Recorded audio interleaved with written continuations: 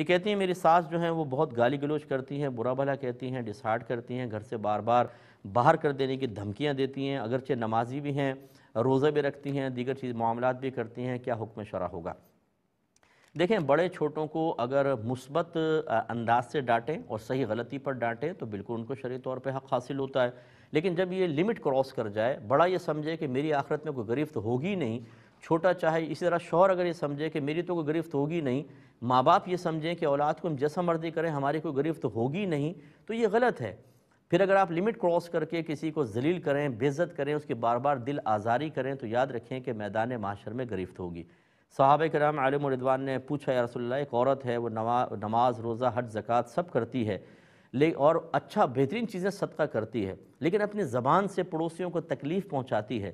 نبی کریم صلی اللہ علیہ وسلم نے ارشاد فرمایا کہ لا خیر فیہا ہی فی النار، کہ اس میں کوئی بھلائی نہیں، اس عورت میں، وہ جہنم میں جائے گی۔ پھر عرض کیا رسول اللہ، ایک عورت ہے جو زیادہ بڑا صدقہ نہیں کرتی، پنیر کے ٹکڑے صدقہ کرتی ہے لیکن اپنے زبان سے کسی کو تکلیف نہیں پہنچاتی۔ سرکار صلی اللہ علیہ وسلم نے ارشاد فرمایا کہ ہی فی الجنہ، وہ جنت میں ہے۔ جتنی میری بہنیں یہاں سماعت فرما رہی ہیں، اگر بزرگ ہیں، میری مائیں سماعت فرما رہی ہیں، ساسیں ہیں، اگر آپ مائیں ہیں، خدارہ ایسا نہ سلوک کریں، اپنی آخرت کی فکر کریں۔ آپ نے عنقریب قبر میں جانا ہے، کیوں کسی کو تکلیف دیں اپنی زبان سے، اپنے ہاتھ سے؟ یہ بڑا وبال ہے، آخرت کا بہت بڑا وبال ہے۔ کہ آپ چاہیں گی کہ بہو کی وجہ سے آپ پھنس جائیں آخرت میں؟ ایسا نہ کریں، ٹھیک ہے نا؟ نرمی، شفقت، پیار، محبت کریں۔ غلطی ہوتی ہے بچوں سے، آپ کی بیٹی سے بھی ہوتی ہوگی، آپ کیا توقع رکھتے ہیں اب اس کے ساتھ اسی طرح رویہ اختیار کریں جیسا آپ نے اختیار کیا ہے؟